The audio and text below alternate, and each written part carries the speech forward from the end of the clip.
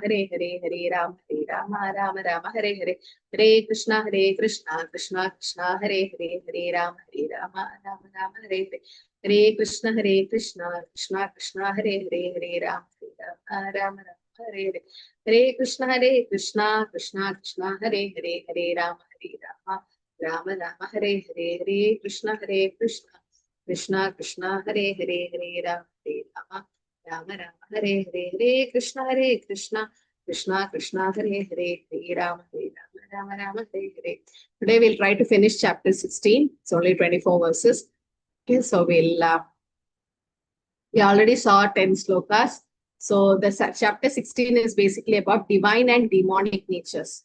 Okay, so we saw the qualities of a divine person, qualities of a demonic person, and Krishna is explaining, Krishna is saying, what did Krishna say to Arjuna? What quality Arjuna has and why? What did Krishna say? Here's a quick recap.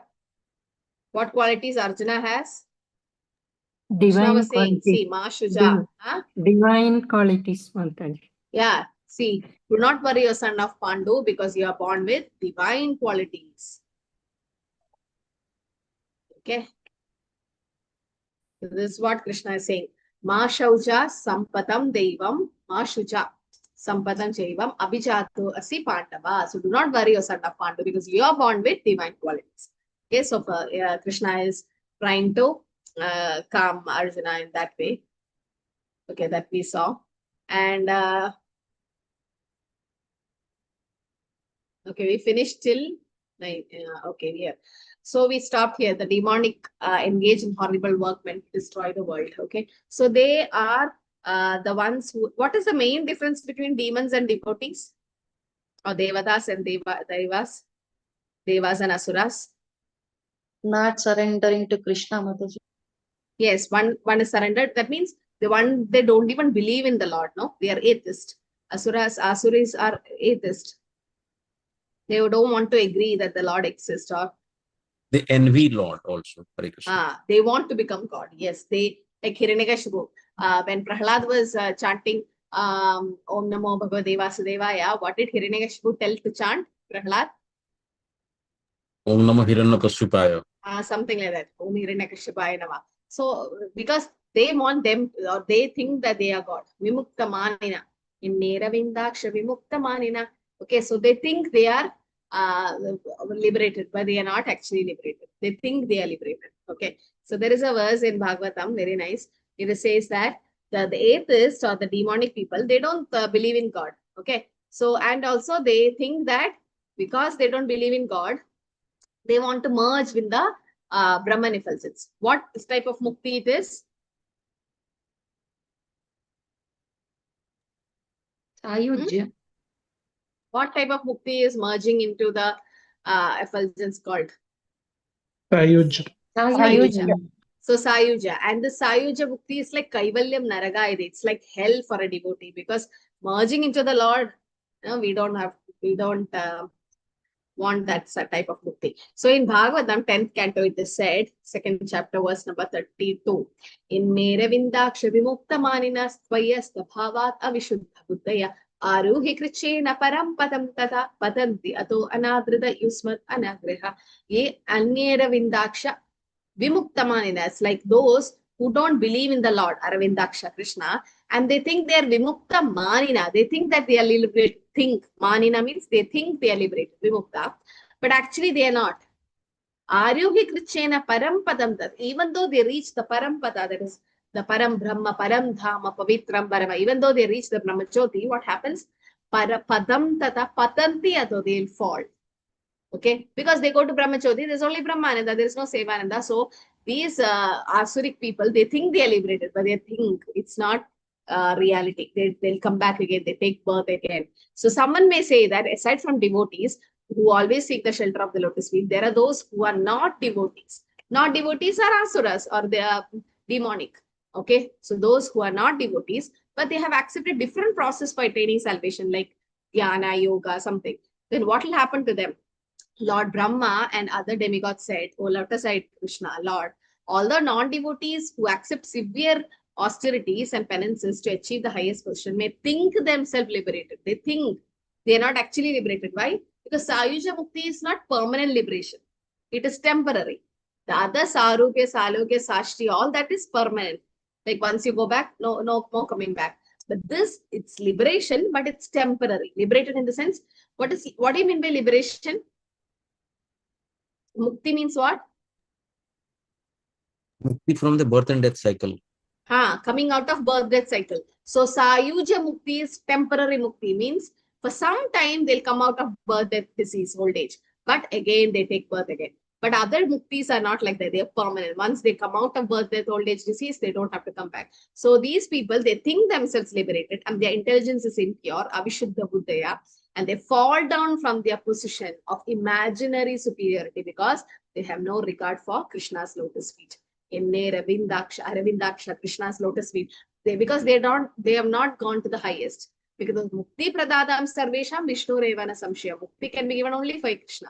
No one else can do this. So this is the problem with the demons. Okay, that they think they are liberated, but they are not liberated. Okay, so this is called Vimukta Manina.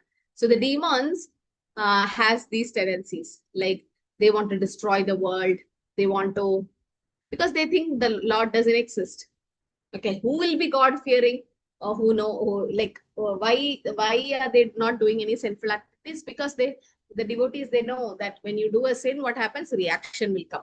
But the demons, they don't believe in God. They don't believe in karmas or next life or anything. So they do whatever they want to. So what does the demons do? Chintam aparimeyam cha pralayantam upashrita kamopabhoga karama edavat idishitaha ashapasha saterbhadha kama krodha parayanaha ihante kama bhogatam annenata sanjaya. So they believe that to gratify the senses unto the end of life is a prime necessity of human civilization. Thus, there is no end to their anxiety. Being bound by hundreds and thousands of desire, by lust and anger, they secure money by illegal means for sense gratification. So that's what the demons do. Because they just want sense gratification. They don't want anything else. They don't want to serve Lord. They don't want to know the goal of life or purpose of life, nothing. They just want to have sense gratification. So for that, they need money. So here it is said, the demons, they try to enjoy the material world to the utmost limit. Therefore, always engage in inventing something for sense gratification. Why is this new technologies and upgrading and of these mobiles and apps and all coming? For humans' enjoyment, no?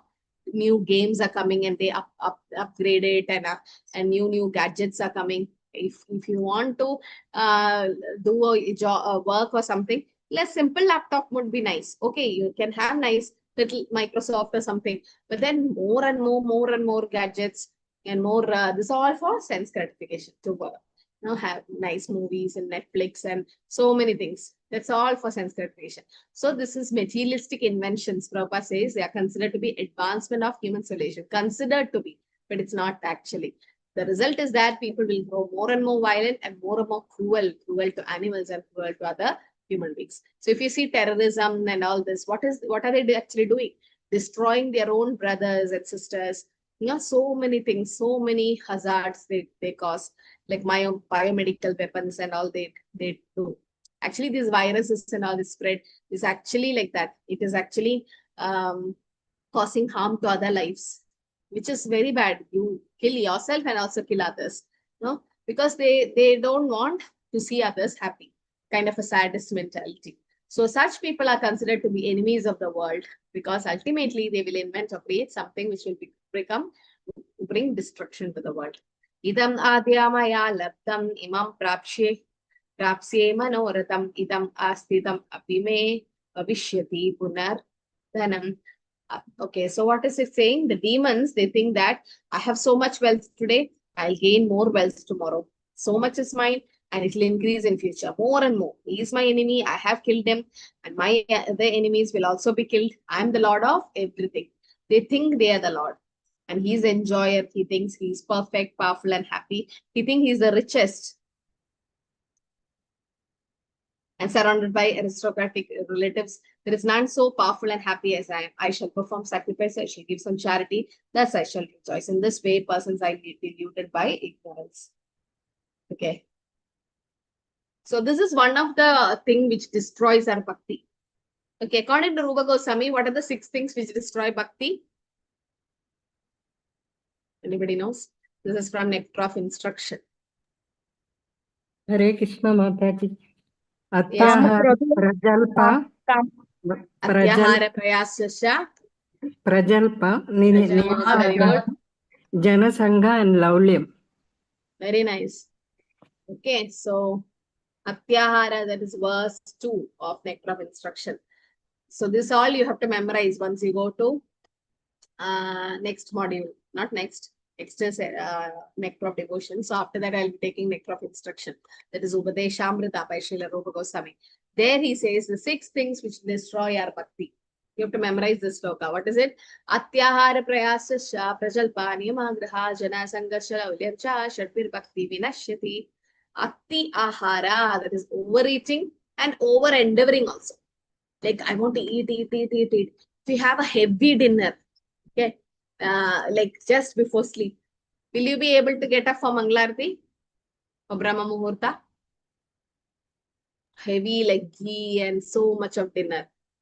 No. No, Yeah, so if you should have light dinners or should have dinners little early. So too much of eating also will destroy our bhakti. That we can't do nice sadhana that time. You'll be sleepy. You might get up for Mangalari, but you'll sleep during your japa at least.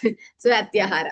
Ati ahara also means too much collecting things, collecting money or collecting things. You know, example given by Rupa Goswami is if you think there's a sack of rice, okay, one big lorry is going with lot of rice sacks. It's going to some mill or something. So it's going and one rice sack fell down and it broke and little grains fell down. So some birds came, they took some rice grains on their beak and they flew away.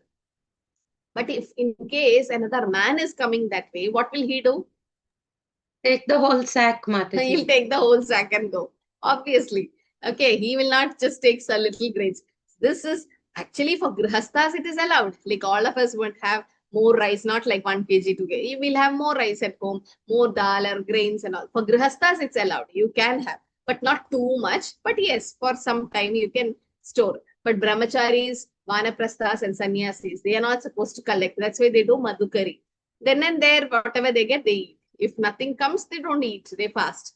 So like that. Because that too much of thinking, no? Because we know as grihasthas, oh no, for tomorrow this is not there, that is not there. You have to go for shopping every week. You go for shopping, so that anxiety decreases. Especially housewives, they know what to cook next and how it should be stored and what to do. So that is kind of an anxiety. So sannyasis and brahmacharis, vanaprasthas, they are supposed to do devotional things. And when they have this collecting mentality, what happens?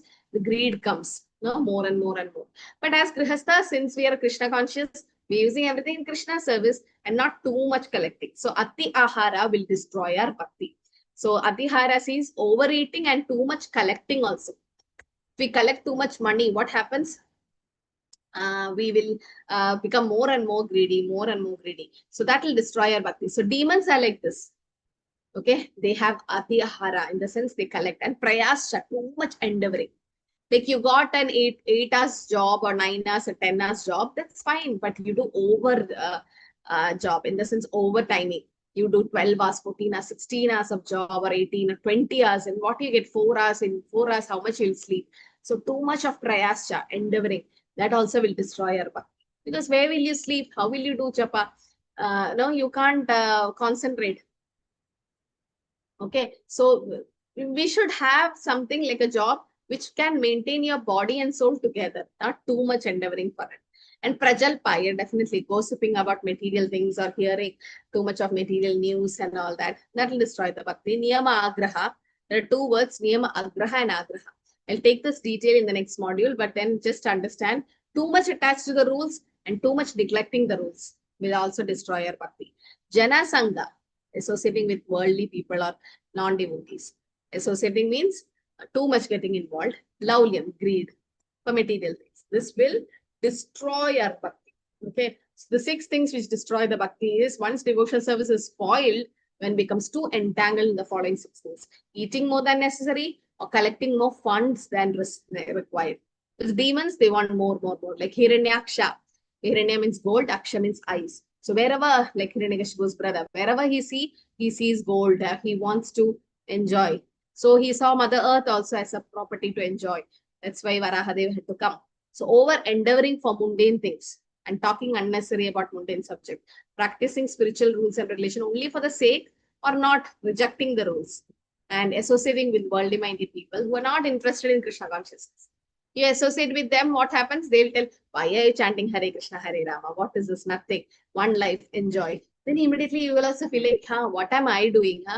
I am neither karmi nor a pure devotee. I'm stuck somewhere. I'm not able to enjoy like others. I'm not even chanting Shuddhanam like a pure devotee. So where are we? We are in the journey. We are in the process. At least we started. But when we associate with them, what happens? We also start to lose taste in spiritual life. That's why we should always get association with devotees. Even if we lose taste, we'll get their help. And being greedy for mundane things. Okay, so these things will destroy our bhakti. So demons are like that. Here it is said, the demon wants to enjoy just for sense gratification, not for anything else. See, why is a devotee working? The devotee is working so that the devotee gets the Lakshmi or money and it's used in devotion service only. So in that way, a devotee is trying to use everything in Krishna service. Aneka chitta vibhranta moha jala samavritaha prasakta kama bhogeshu patanti narake ashuchau. So thus perplexed by various anxiety and bounded by network of illusion, one becomes too strongly attached to sense enjoyment and fall down to hell. So where does the demons go? They go to hellish planets. Okay, because they want to enjoy life and they live like animals. See, animals like pigs and dogs, they do a lot of sense gratification. They don't distinguish, the pigs don't even distinguish between mother or sister or wife like that. So much of sense gratification. And they eat whatever is available, even the stools. Dogs also, like whatever is in the streets, they just... So if humans are also eating like that, then we will also go into animal form of life. And then we take birth in hellish planets. And there is again suffering. Atma Sambhavita Stapha Dhanamana Madanvidaha Yajante Nama Yajneste Dambe Nevati Aviti Purvakam. So what are they doing? Self-complacent and always impudent, deluded by wealth and false prestige. They sometimes perform sacrifice in the name only, without following rules and regulations. So they'll do something, but they don't follow the rules and regulations because they don't follow the Shastras. No, they don't believe in the Shastra. Ahangaram balam darpam kamam krodam cha samshritaha mamatma paradeheshu pradvishanto abhyasuyaka. Bewildered by false ego, strength, pride, lust, anger, the demon become envious of Supreme Personality Godhead Krishna, who is situated in his own body and the body of others, and blaspheme against the real religion. When Hiranyakashipu asked, where is my enemy Vishnu? What did the Prahlad Maharaj say? Everywhere. Everywhere. He's everywhere, even in that pillar. When Hiranyakashipu asked, who's your enemy? What did Prahlad Maharaj say? Who's the enemy? Prahlad Maharaj said Vishnu is not your enemy. Who else is the enemy? You are the enemy. You are yourself. Your enemy. mind is your enemy. Your mind is your Your uncontrolled mind. Prahlad Maharaj, the 5-year-old boy, said to father, your own uncontrolled mind is your enemy. Okay, your uncontrolled mind is the enemy. So that means correct. There's no enemy outside, our own uncontrolled mind. So uncontrolled mind can become demonic sometimes. So as Maharaj, His Holiness Bhakti Maharaj was taking class, he said, you have to starve the Hiranyakashipu in you and feed the Prahlad. In the sense, we have to starve. We all have all negative and good qualities. So negative qualities should go down and positive should come up. And we have to cultivate that, it is said. So here, demons are not like that. Demons, they want to enjoy life, or they want to have these negative qualities in them. And they also have this false ego. Okay, today's Bhagavatam class, anyone listened about ego? What is the false ego and what is good ego? The true ego and false ego. What is false ego? Body What is false ego? consciousness. I'm the body. False ego is we are the controller, Hare Krishna Panchantkana Mataji. We are the controller, and true ego is we are Yes. the servitors of the Lord. Yes, very good. So the false ego is thinking that we are the controller, we are the enjoyer and the proprietor. And true ego is to understand Jivere Swarubhai Krishna Nityada as that I am servant of Krishna. That's true ego. Actually, ego is good. In the sense, true ego is good. False ego is not good. But in material world, we'll tell ego, ego, ego. That's ahankar we think. But actually, there is something called true ego. True ego means, yes, I am a servant. See, when devotees go out, we are not shameful to put tilak. We are not shameful to remove the kanti. Let it be there. Let others say whatever they want. But we are proud in the sense, not extra proud, but just happy that we are devotees. And people gets benefit seeing your tilak. They get Tatnyada Sukruti by seeing Vaishnav tilak, actually. So initially, yes, when you come to Krishna Gandhi, it's difficult to wear tilak and come out. But I've seen devotees, hardcore devotees who wear tilak and Timala to the workplace, office and college and school. They don't care what others say, unless it's strict rules and regulations, but they don't care. So because devotees, they know that I am a devotee. So what is the thing of, that's the true ego that yes, I am a servant of Krishna. But then false ego is that he has to identify your body and thinking that I am the enjoyer, I'm the proprietor. Prabhupada says the grihastha or the householder, no, that person, he thinks that man in the family, okay, husband, wife, children, grandparents. So the man is the one who's earning and he thinks that he is controlling everyone. He gives money to the servant, he pays the bill and he takes care of the education of the kids and buy food stuffs to the house and he thinks he is maintaining, he gets the salary. But actually, Prabhupada says he's the servant of everybody. Why? He is serving his wife, he is serving his children, he is serving his grandparents or his parents. So he's actually servant. Nobody is master in this world. If we are master, we are master of Maya, but we cannot be master because it's Krishna who is the master. Which is that sloka which says Krishna is the enjoyer, Krishna is the controller, Krishna is the proprietor. Bhuktaram Yagyata Yadnam Sarvaloka Maheshwaram. Sarvaloka Maheshwaram Sridham Sarvabhutanam.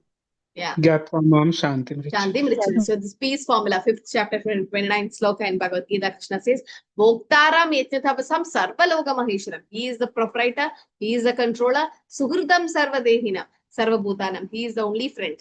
And Jnatva Mam Shantim Richard. If you understand this, we get peace of mind. So this demons will not agree. The demons will then, who is, like Hiranyakashipu said, who is Vishnu? You're Vishnu. I am the controller or I am the proprietor and everything. No, Hiranyakashipu thinks that. And so also it is said so these are the qualities of a demon.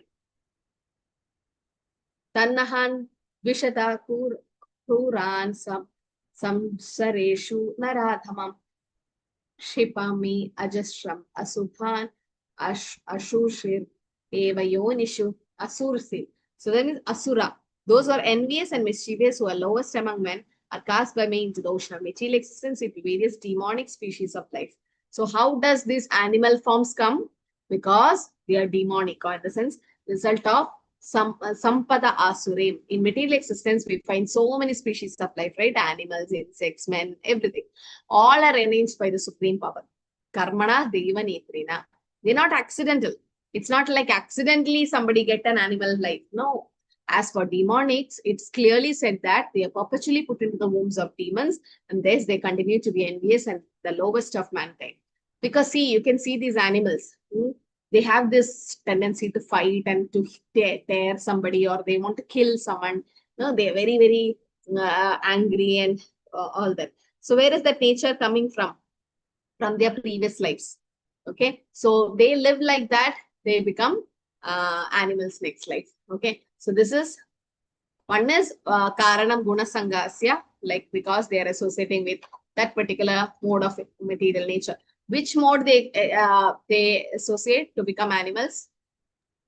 Ignorance, Mataji. Mode of ignorance. Tamas. Yeah, Tamoguna.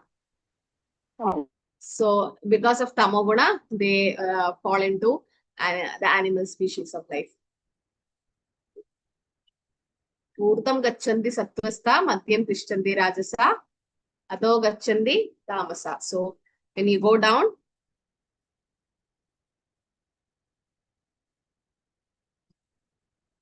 so when you go into Tamoguna, what happens? You go down to hellish planets. Okay, so this karma, whatever karma we have done in previous life, it's all taken care by whom? Krishna. Karmana deva netrena, Sri Bhagavan Uvacha. Krishna is saying, Karmana deva netrena, Jantur dehopapatye, Striya pravishta udharam, Pumso reta kanashriyaha. Karmana deva netrena, because we do karma, and that karma, who's taking care of it? Who's the one who is noting out all our karma? Not Krishna. There is someone. Mataji. Huh? Chitragupta, no? So, he is the assistant of the Lord, and he is the one, he has a big notebook. All of us, okay, 84 lakh species of life, everything is registered. Krishna knows the past, present, and future. We don't know our past lives. We don't know our future life also. We just know the present life. But Krishna knows everything. Deva netrena. And based on that, people are given different destiny. In the sense, somebody is suffering from chronic disease, somebody is born poor in a poor family, or is ugly or illiterate, and legal implications. All this is because of bad karma he have done in the previous life. So when we suffer, we should know that it's my karma coming back. We don't have to blame anybody. So much of sinful activities we have done, then that soul will go to hellish planet. And even then, they go to animal form of life to suffer. So karmana devanetava jantur dehopapatyati. So because of that, we are taking birth in different species. The personality of Godhead said, under the supervision of the Supreme Lord, and according to the result of your work, the living entity, that is the soul, is made to enter the womb of a woman through the particle of male semen to assume a particular type of body. Now, if we have done work which is very sinful in Tamoguna, killing others or some kind of terrorism or some kind of murder or rape or whatever it is, some kind of very bad sinful activities if we have done, then what happens? Krishna is saying that, right? So according to the result of the work, so you have to suffer in the next life. So what happens? Since we associate with Tamoguna, our soul will enter into the womb of a woman. The women can be in an animal species also. Animal species also have male, female, right? So it can go to an animal womb. In the sense, the soul actually enters the semen of the father. It's not like directly it goes to the embryo. No, the Lord deposits the soul in the semen of the father, male. It might be a human or animal, whatever. And then that semen is pushed to the female. And there the fertilization happens with the ovum, the sperm and the ovum fertilize. There already in the sperm, there is the soul. People think the embryo has a soul, the baby in the womb has a soul after 3 weeks, 3 months. Some kind of fake things it's spreading. That's why they think that, oh, we can do abortion or medical termination of pregnancy before that. No, from day 1 of conception. Before that, in fact, Krishna decides which soul has to go to which parents, mother and father. It can be a human, it can be animals, it can be even plant. It seems we come as bija or seed. And that seed of a fruit is eaten by an animal, and that's how the conception happened. So many things are explained, not going in details. But then how are we going? Because under the supervision of the Supreme Lord. So Krishna is seeing everything. That's why we're getting different species of life. We can't complain, we can't blame. It's all our past life karma.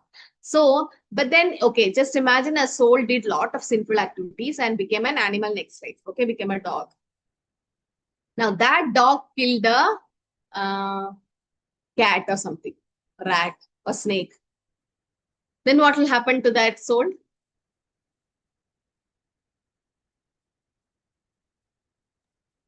Hare Krishna Mataji, I think in animal, there is no fresh karma. It is only Yes. a Gogajani only. Yes, very good. So animals doesn't have karma. Oh, this volume was low. Animals doesn't have karma. How does that work then? So that means whatever the animal, a lion kills a deer or is all normal. I mean, it's not taken care. Whatever an animal does is not taken care. I mean, as karma, there is no reaction. That's what you said. No? Yeah, yes, Ikta Mataji. No, Mataji. No karma. Yeah, because No karma, jivo jivasya. Jiva jivasya jivana. Very good. Yes.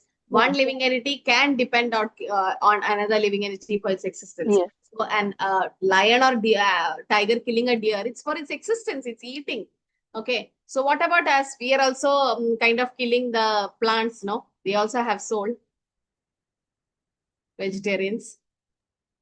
Plants are very low consciousness, Low Mataji. consciousness, that's fine, but still it's sin, no? But we offer it to But we Lord. offer it to Lord and then eat So it. that means we are not vegetarians, we are prasadarians. Prabhupada says, you are killing an animal, I mean, a plant. That means you're taking a tomato, you're taking a plant as such, like green leafy vegetables. You uproot them and take. That's also sin. Yes, low consciousness, that's fine, but sin is sin. So there is sin, even in eating vegetarian food. Sometimes we feel that only killing animals is not a sin. Not vegetarians are not sin. Vegetarians are also sinful. Okay, Jivasya Jivanam. Yes, living entity can depend on another living entity for food. And as Mataji said, low consciousness, they don't cry when you cut a vegetable or something, but not like animal thing. But yes, sin is sin. The grade might be less, but that is also sin. Vegetarianism also sin. Only if you offer that food to Krishna, it becomes purified and become karma free. That karma is not there in it, killing the way. So that's why prasadarium is very, very important. And definitely when you offer to Krishna, there should not be onion, garlic, there should not be tea, coffee, there should not be any tamoguna foods like mushrooms. No, so we have to take care of all that. You can't offer something with onion, garlic to Krishna. No, that's not the way. So prasadarians is the one which is not sinful. Others, anything we eat, I mean, that's why we have to offer to the Lord and eat. So it becomes karma free. Now, so yes, different. Mataji, how Yes. about meal maker, Mataji? What Meal about? maker contains meal maker. There is a food substance called meal maker which contains the soya protein in more in that. Generally, doctors suggest to take the meal maker. Soya It is also one protein, of the soya chunks are not allowed in the sense, actually brahmacharis are not allowed high protein diet. Grihasthas, they can eat, they can take. Okay, so some they don't take. You know, for us in our temple and all, we don't take soya chunks, but that soya beans, no, that soya milk and all comes, that seed that they use that, but the chunks they don't use. So it's different. That's just because it's a high protein. They say that, like for example, this what is it? Orange color dal, no? What is it called?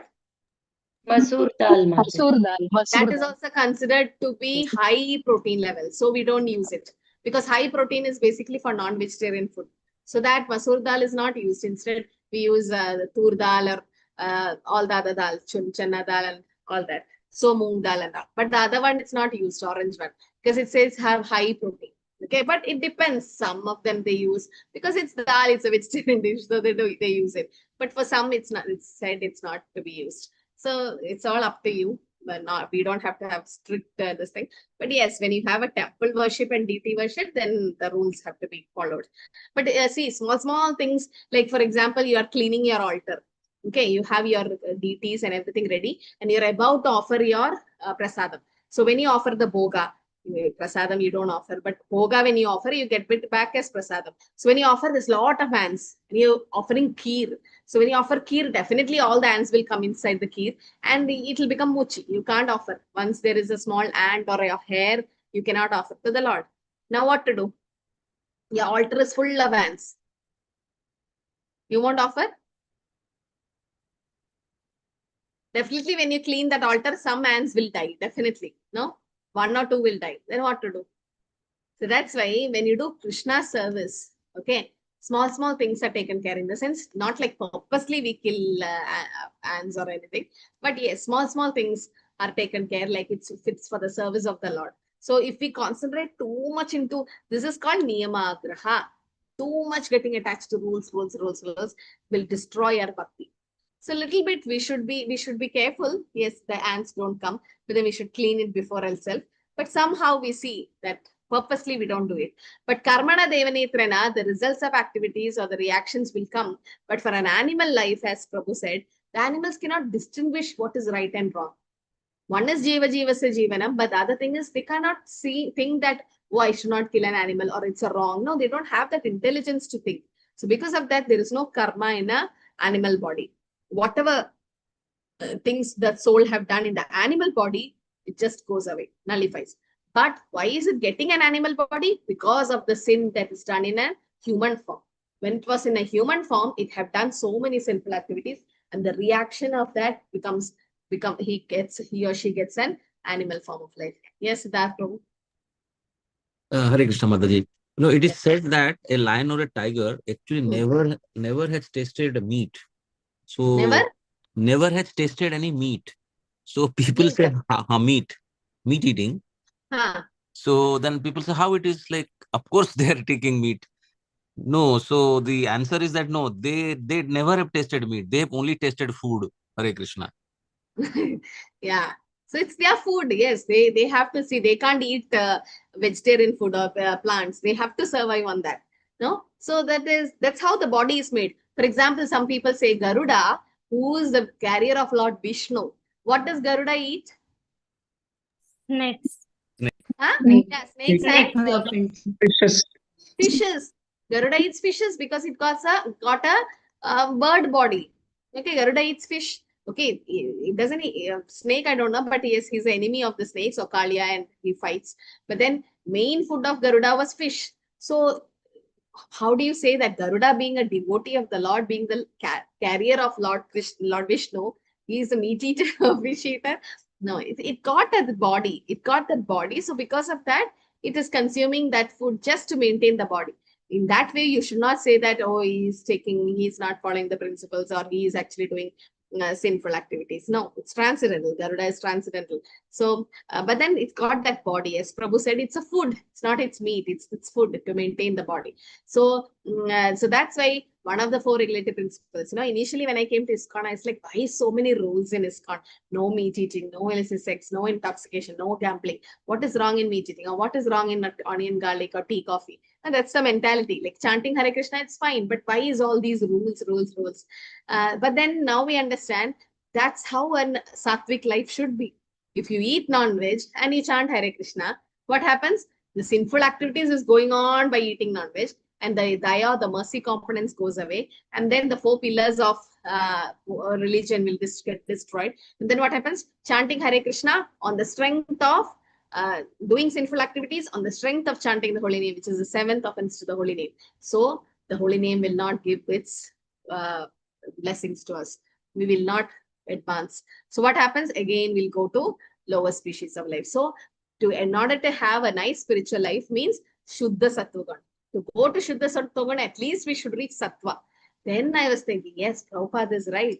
We have to follow these 4 regulative principles. When Prabhupada went to London, first US, then to London, and then there Prabhupada said that I will not compromise on these 4 regulative principles. My students, all of them, disciples, should follow this. Okay. Then another person said, your philosophy will not work. Why? Because nobody is going to follow these 4 regulative principles. Because this is the lifestyle in America or UK. You see them eating non-veg every day, illicit sex every time, intoxication, gambling every day. That's their life. That's how they live. But then Krishna Prabhupada, because he's a pure devotee, his mercy flowed to them, and then they all got changed. They never touched these sinful activities anymore. So such people are kind of demonics, because see, whatever sin we have done in our previous lives and in this life itself, before coming to Krishna consciousness, we didn't know all this with sin. It's all taken care. But we should not repeat it on the strength of chanting the holy name. Okay. So this is said, what happens when we do it? We are made to enter into the womb of a woman again and again, to assume that particular type of body. Oh, you want to eat all these things? Go to an animal form, because animal can eat anything and everything. That's how somebody so attached to eating all these things will become an animal next life, in order to fulfill the desire, because that living entity has a desire. So that's why Sattvagun is important, following the 4 regulative principles, because we get elevated to Shuddha Sattvagun. Then only can we go back to Godhead. Okay, because there in Krishna's world is Shuddha Sattva happening.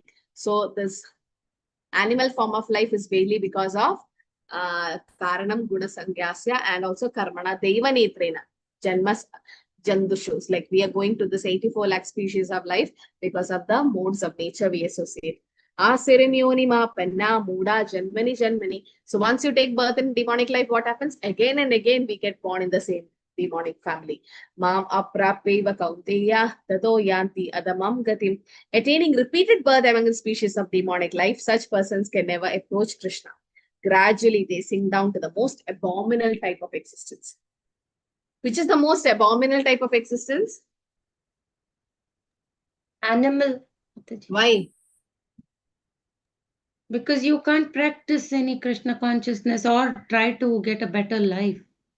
See, last week I went to one place. I saw a big elephant, okay, very nicely decorated with all this jewels and all. And this elephant was carrying the deity of the Lord for a procession. And we were thinking how fortunate is that elephant, that on top of the elephant, the Lord is sitting and the Lord is enjoying its parikrama. So isn't that animal doing devotional service?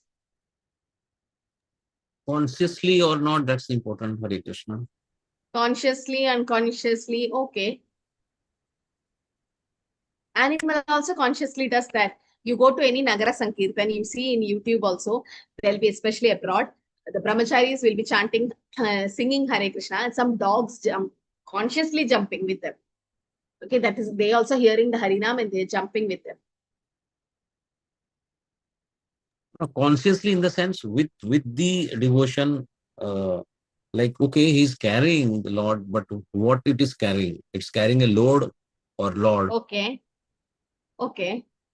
But that's why, is that the reason that animal life is abominable? My question was, why is, as Mataji said, animal form? Yes, that's the right answer. Animal life is most abominable type of existence. But why? They don't One have is the yes, intelligence, Mataji. they don't have the intelligence to differentiate. Okay. And No, as Prabhu said, they don't have consciousness to. No, I think it is abominable because there is no chance, because chance is lost. The chance which is Yes. given now in human form, Yes. to at least get out of birth and death That means, yeah, they again have to undergo different species of life to come back to a human form of life. That's why it's about. Like, they got a chance in human form and they lost it. They got a chance, very rare to get a human form of life. Okay, why is it said it's very rare? Durlabham manusha janma. Why is human life rare? because in this life only we get the chance. We get the chance The spiritual closer to advancement. Krishna. No, it's not one life, no. Human, we are not having one life, one janma, no, in human form. There are different janmas. But why is all these human janmas important? Madam, out of 84 lakhs, it's only 9 lakhs that are Not human. 9, Prabhu. Not 9. Less 4 than lakhs. 4 4 lakhs. lakhs. 4 4 lakhs. lakhs. Chatur lakshani manava. Just 4 lakhs. Just imagine 84. 9 is aquatics. Okay. Jalaja navalakshani. Yeah. So out of 84 lakh species, 84, okay, lakh species, it's only 4 lakhs humans. 4. Rest everything is reptiles and plants and animals and whatnot, all the other things. But humans is only 4 lakh. Only why? Because out of 84, that means there is so many other species. Might not, we are thinking the species in this material world, no? We think that the scientists cannot even discover it. But Bhagavatam says there are living entities in different planets, different planetary systems. So many planetary systems are there, no? Jagadanda Koti, so many Koti. So there are life in other planets also. Scientists may not have discovered it, but it's there. And there might be different species. We don't even know how those species look like. No, they are there. So out of all these species, only 4 lakhs is human. And in that 4 lakhs, out of different consciousness we have, Krishna consciousness is the highest and it's very rare. So just imagine, yesterday when Mataji was saying, it's not because of our punya we reached here. Might be when our parents have done some good karma or gave us some good samskaras and all, we have come to Krishna consciousness, we got bhakti. It's not just because of our credit or something. It's Ajnada Sukriti. It's because of Prabhupada's and our Guru's costless mercy we are here. Okay, like one Mataji, when she conceived, she was having excess of vomiting, hyperemesis gravida, said that more and more, anything she eats, even food just goes near her, that smell will cause vomiting. That's normal in the first 3 months of pregnancy. But then it was continuing. fifth month, 6 months. Every day she had to go to a hospital to take IV drips and all so that she doesn't become dehydrated. So, but then there was a Krishna temple nearby, and whatever prasadam comes from that temple, she can eat. Only that prasadam, the kheer or whatever comes from that temple, that she can eat nicely. But any other food, even cooked at home, she was not able to consume.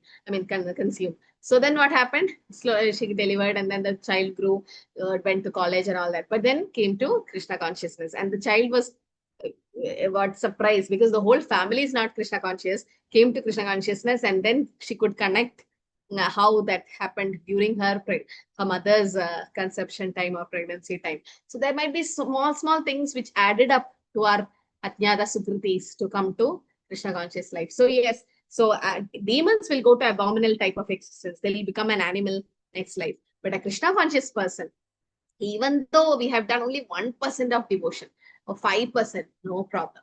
Salpamabhyasa dharmasya trayade mahado bhayat. It will save us from great dangers of going to animal form of life. So we got a human form, we got Krishna consciousness by Gurus and Krishna's mercy. Now what should we do? Take it forward. Never fall down or drop down, because we don't know next life where it's going to take us. But yes, guarantee we get a human form, Shuchinam Srimadam Gehe, definitely go to higher life, in the sense higher family, to practice Krishna consciousness. But if you see Prabhupada's magic, somebody asked, are you a magician? Can you show magic? And Prabhupada called all his disciples and said, this person is from Italy, this person is from US, or he's a Russian. See, now all have become Vaishnavas. So this is mercy of Srila Prabhupada. Okay, so there are 3 gates to hell. The 21st sloka says, Trividam narakeshe kashedyam dwaram nasham atmanaha nashanam atmanaha kama krodha tadalopas tasmade tatrayam vijjet. There are 3 gates leading to hell. Who's that? Lust, anger, and greed. Every sane man should give up these, for they lead to the degradation of the soul. So you can see here how a person has been tied by greed, lust, and anger. If the anger can be used in Krishna consciousness. Okay, any examples where anger was used in Krishna consciousness? Hanuman. Hanuman, when his tail was on fire, he burned the whole Lanka. Yes, he burned the whole Lanka. Then that is Krishna consciousness. You can't say Hanuman's anger was material. It's transcendental. Anyone else? Any other? Bhima. Bhima, yes, very good. Especially killing Jarasandha. So yes, Bhima's anger was, Arjuna also you can say, yeah, their anger was transcendental. And where else a Krishna conscious person can become angry? Normally it is not allowed, but there are some instances where they are allowed to be angry. When the Lord's name When is any blasphemed or devotees are any blasphemed. Vaishnavas gets insulted. When somebody blasphemed the Lord, blaspheme the devotees. Any example? Chaitanya Mahaprabhu got angry. Yeah, very good. Jagai Madai. Jagai Madai. So when Nityananda Prabhu got hurt by Madai and it was bleeding, Chaitanya Mahaprabhu took his Sudarshan Chakra. And Chaitanya Mahaprabhu is like, you can insult me, but then you don't insult my devotee Nityananda, who's Balram. And he was about to take the Sudarshan Chakra, and Nityananda Prabhu pleaded and said that, please don't take weapons, give them Harinama, love of Godhead. So yes, see, Chaitanya Mahaprabhu was not simply angry. He was angry because the devotees were hurt. Whereas Chaitanya Mahaprabhu became very angry and he became like Narsimha. And even Lord Shankara got angry when Vaishnavi was insulted, the Yakshas, during the Yajna. Okay. And he killed Dakshana. In the case of Chaitanya- Chota Haridas. Yeah, very good. In Chota Haridas case also, Chaitanya Mahaprabhu was very angry. But then where is Chota Haridas did some sinful activity, but there's no blasphemy of the Lord and the devotees. Okay. He was angry, but still, because he didn't follow the rules of brahmachari. Okay. Where did he become Narsimha? Yeah, the Muslim ruler. Ah, very good. What is his name? Kasi. Kasi. Yeah, Shankasi. And what did he do? I think he broke the mridanga. Mridanga, yeah, very good. So when Chandkasi, it's a Muslim ruler who broke the mridanga for Sankirtan, Chaitanya Mahaprabhu became angry and he came in the dream of Chandkasi as Narsima and ripped open his chest and there was marks there. And then he got scared and then he was angry and he made a big procession with torchlight to Chandkasi's house and he was very angry, Chaitanya Mahaprabhu, because Mahaprabhu said, please don't stop Sankirtan and don't harm devotees. Yes. So at those times also a devotee can become angry because it's not for him, it's for the devotees or for the Lord. If somebody blasphemes the Lord, okay, the Lord, then another example for the Lord to have patience is if you take Shishupal blasphemed Krishna for 100 times and 101 time Krishna took the Sudarshan Chakra, but otherwise he tolerated. Okay. So when Krishna got blasphemed, he tolerated. But when devotees were insulted, the Pandavas and Draupadi, Krishna reacted. Yes, Siddhartha. Is it also like when we're talking about Kama, Krodha and lust, anger and greed, Kama, Krodha and Sammoha, it is like one leading to other what we read in the previous Kama, Krodha, Sangha, Sanjayate, Kama, Yes. Kamat, Krodha, Vijayate, Krodha, Sammoha. So all are related, one leading to other. So Yes. that also is a point. Just I was thinking. Yes.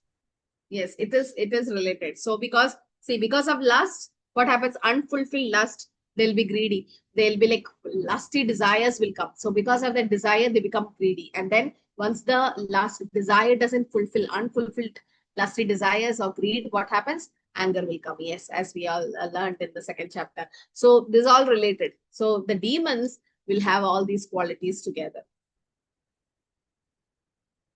या शास्त्रविदमुत्सृज्य वर्तते कामकारतः न स सिद्धिम् अवाप्नोति न सुखं न परं गति. So but he who discards scriptural injunctions and act according to his own whims neither attains perfection nor happiness nor the supreme destination. So here it is said we have to follow the Shastra. If we don't follow the Shastra, what happens here? Demons don't follow the Shastra, so they don't get happiness or they won't attain perfection. In human form of life, a living entity is expected to be sane and follow regulations given for elevating his life to the highest platform. But if he does not follow them, he degrades himself. But even if he follows the rules and regulations and moral principles, and ultimately does not come to the stage of understanding the Supreme Lord, all his knowledge becomes spoiled. Even if he accepts the existence of God, if he does not engage himself in the service of the Lord, the attempts are spoiled. See, we know everything. Krishna is God. We know everything. And we are doing Bhakti Shastri, Bhakti Bhai. But if you're not chanting Hare Krishna, then what is the use of all the studies? No? The main purpose of studying the Vedas, everything is to know Krishna. But once you know him, if you're not doing his service, then the devotion, then the whole knowledge becomes wasted. Therefore, one should gradually rise himself to the platform of Krishna consciousness and devotional service. And it is then there that he can attain the highest perfection of stage, not otherwise. So we should apply it. So you can see in the picture like the Grihastha. Even being in Grihastha life, when we are working in the job or something, what should we do? We should do our sadhana well. So we should not compromise. Like it is said, if you have a flight at 3 a.m. in the morning, won't you get up early? Just imagine it's an international flight and you paid so much. You at least you have to report there 3 hours before the boarding time, right? So when you'll get up, you won't even sleep because the whole night you'll be like, I should not miss the flight, I should not miss the flight. So, but then when it comes to Krishna consciousness, we take it for granted. Okay, I know one Prabhu who has to work early morning, but then what the Prabhu does is get up early. Okay, normally the chanting starts from 5 a.m. to 7 a.m. We finish our rounds. But that Prabhu gets up early before Mangalarati and finish 8 rounds before Mangalarati. And after Mangalarati, finish 8 rounds. In that way, balance 1 hour before. So you should get up early, 3 o'clock or something and start chanting. And then finish the japa and then goes to work. So this is commitment. Otherwise, the whole sadhana, if the sadhana gets spoiled, our devotion becomes weaker and weaker and weaker. We won't know it now. But on a long process, what happens? And then night japa, evening japa, it's useless. In the sense, it will be in Rajaguna and Tamoguna, and you'll be sleepy. But early morning hours, some kind of sacrifice you have to do. Either you have to sleep early and make up your time of sleep, early and then get up early and do the rounds. So some kind of commitments have to be done. So when we do that, what happens? Krishna sees and Krishna takes care of us. I'll stop with this. We have one more last sloka. Tasma shastram pramanam te karya vyavastitau jnatva shastra vidanoktam karma kartum eharhasi. One should understand what is your duty, what is not your duty by the regulation of scriptures. Knowing such rules and regulation, one should act so that he may be gradually elevated. So that's what Prabhupada is like. We are knowing all this so that we gradually elevate. So Prabhupada says the godly characters are there. That is divine. Either you practice yourself to come to the godly characters, or there is a simple method. To take devotional service, all the godly qualities automatically come. Why? Because we are following the regulative principles. We are associating with Krishna's devotees, prasadam. All this is devotional service, no? So when we do that, what happens? Gradually we elevate to divine qualities. This is the process. So in this age, to develop those qualities, godly qualities, it's very difficult. But if we take Krishna consciousness, and by simple method of chanting Hare Krishna, Krishna Krishna, Hare Hare, Hare Ram, Hare Ram, Ram Ram, Hare Hare, automatically you will develop all godly qualities. Okay. So this is what is important, that we develop these qualities. Okay. And I also know some devotees who have doing wonderful prasadam distribution. Like they have their own place where they cook vegetarian dish and offer to the Lord and give prasadam to the public. So one way they're doing devotional service, because there's a great service, because they're giving prasadam to the people. And even anybody eating prasadam, definitely their consciousness gets purified. And Prabhupada says the best thing is you can keep a nice chanting in that place, and Prabhupada's japa or chanting, somewhere they hear the Harinam, somewhere they have prasadam, that will help them to advance in Krishna consciousness. But initially it's not easy. That's why Prabhupada have this Sunday love feast and all, food for life, where people get attracted to have prasadam. Okay, because that's the best way to bring them to Krishna consciousness. If you ask many devotees, even the great Maharats nowadays in ISKCON, many of them got attracted to Krishna ISKCON because of prasadam. And it says ours is kitchen religion. Kitchen religion means, or Radharani's kitchen it is, where devotion starts there. To a man's heart through his stomach, it is said. But similar, it's very true. Not only to man's heart, even women's heart, because you cook nice prasadam and give, and definitely they take, and their consciousness gets changed. And slowly, what happens? They'll take up to Krishna consciousness. So it's the best way. Seven mukhi jihvado. First, it has to start with tongue. That is prasadam and chanting. Initially, they will not take up the chanting. First, they have to have nice prasadam. Then, that's why initially, when brahmacharis and all, young youth and all comes to temple, we feed them prasadam. Eat. We will not give them any service and I'll just make them eat. And once they get the taste of prasadam and taste of Krishna consciousness, then they will not leave. So this is one way to come to sattva gun, Ashuddha sattva gun. That is taking Uchishta Bhojanam Dasa Tava Mayam Jayemehi. Uddhava says to Krishna, Tava Ubabhukta Shraddhanda Vaso Alangara Charchita Uchishta Bhojanam Dasa Tava Mayam Jayemehi. Uchishta Bhojanam Das. By eating your remnants, Krishna, we can cross Maya. So Maya will not touch us if we take prasadam. Okay, so please fill your attendance form. Any other questions? Anything to add? We can stop here. Yes, Nandita Matsi. Mataji, just very silly question. That temple elephant that you described, I mean, many temples have these elephants, and they are also listening to the kirtans. They are also probably eating prasadam. They are carrying the deity. It's like direct temple service only, no, Mataji. So what will happen to such kind of souls? But they're not able to chant. Yes, Mataji. These temple elephants and like that. Yeah, one elephant's what model they have made and kept, and that's called Guruvayur Keshavan. It is called, okay, very famous elephant. And what happened? How he passed? How his soul left the body was he was every day carrying the Lord, eating prasadam. He used to bow down to the Lord also, and with his tusk and all. And then the last time when he was about to leave the body, it seems he did a prostration on this, since he was actually doing dandavats to the Lord, not fully dandavat, how an elephant sits and do, and just like that he left the body. And it was in the during the Harinam Kirtan, because whenever the procession happens, Krishna's holy name will be chanted loudly, and as you said, they'll be taking prasadam only. They will also be given prasadam. So it's not a normal soul in that elephant. That's not a normal elephant. It's been a devotee in previous life. Okay, that's why it got such a great service. And especially if you see monkeys and pigs and all in Vrindavan Dham, they are in Vraja. They are Vrajavasis.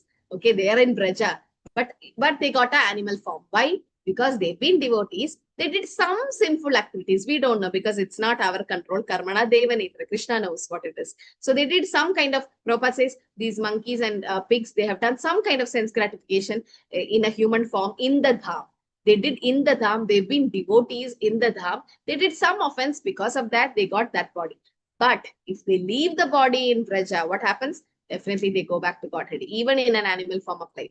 And so the such animals, as you said, Mataji, when they leave the body, they definitely might go back to Godhead. Or if they have some more karma to suffer or enjoy, they come back. That Krishna only knows. Will they go to heaven or hell, or they come back to earth? But yes, they've been devotees in previous life. Like Gajendra. Gajendra was Indradumna Maharaj in this previous life. The crocodile was Bhu Gandharva in previous life. They are not normal animals. They are great souls, or they've been devotees in previous life. Because of some karma, they got an animal form of life. Okay. Same like So, Bharat Maharaj, Mataji. Deer. Bharat Maharaj becoming a deer. And in the deer form, he didn't have any much this thing, but yes, he became Jada Bharat next. But yes. So these animals are also great souls. They, like if you go to Vrindavan, people, especially Nidhivan and all, they embrace the trees there. They put kumkum to the trees and they consider them as Vaishnavas. They are actually Vaishnavas. Because of some bad karma, they became a tree. But they became a tree in Vraja. Like the Nalakuvera and Manigriva, they became trees in Nanda Maharaj's courtyard. Why they became tree? Because they were not dressed properly when Narad Muni came. So somebody who's removing the kind of, they get the free form of life. So something they did, some bad karma, but yes, became a, like you've seen monkeys, they go to this Rama temple or something and they'll be like near Hanuman and they'll be given food or the prasadam. Like, they are not normal animal. They've been devotees in previous life. So some bad karma, they've been that animal form. Some might go back to Godhead directly. Some might have taken one more birth. That only Krishna knows. No one knows. Only Krishna knows that what the fate is going to be or why they became in that body. But Prabhupada says because of some bad karma, definitely to get an animal form. But getting an animal form in the temple, just imagine, among devotees, living, eating only prasadam. And now I've seen there's one Mataji who has 3 dogs in her house. And they are initiated devotees. So they give only prasadam to those dogs. And their names are also something related to Krishna. So they're not normal dogs. They're eating prasadam. Just imagine, as Bhaktivinoda Thakur says, let me take any life in next life. He'll become an insect also. But let me become an insect in a devotee's house. So that I can hear Harinam. So that I can take prasadam. I can have their association. So it doesn't matter which body we are in. But yes, human form, definitely it's much better, because as you said, consciously we can do devotional service and try to go back. But because of some karma, we are in some other body, whichever body we are in, it doesn't matter. But then the devotional service should go on. Yes, Hare Krishna. I think we can stop here. Mataji, just one more question, if you don't mind, please. Just one last one. Mataji, this is Kali Yuga, I understand. And everyone has bad karma. But there are so many demoniac people who are like murderers, molesters, and all this. And there is a victim also who suffers because of these people. So, I mean, the victim also has bad karma. That's why this happens, Mataji. Yes, definitely. Mamsa means what? I kill you, you kill me next life. So somebody have that person who's been a victim, they would also have done something in their previous life. Otherwise, why did karma choose, or why did they been selected, no, for that particular type of mistake? The victims, and they would have hurt someone else in their previous life. We don't know, Mataji.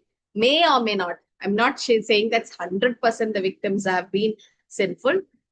because they suffer, and there might be some kind of sharing of karma also between them. We don't know what it is, but yes, something is there, some related to karma. The law of karma is only in Krishna's hand. Only he knows what that person would have done in previous life. But this also suffering, no? The victim is undergoing that suffering. Why is that suffering coming? Because of Purva Janma Kritam Papam Vyadi Rupada Jaida. Purva Janma Kritam Papam. Whatever papa we have done in previous life only comes as suffering. So that suffering is because that soul would have done some kind of sinful activities. Some, we don't know what it is. In any life, in any which life we don't know, but somehow it came back and that person or that soul suffered. So it's all because of karma. Mataji, one last thing. Are you giving us the OBA question because we finished chapter 16 today? Yes. 16, yeah, after 16 we have to give one more. Yes. I'll remind you, Mataji. Okay. Hare Krishna. Panchagal Padara Shatya Vasudeva Padidana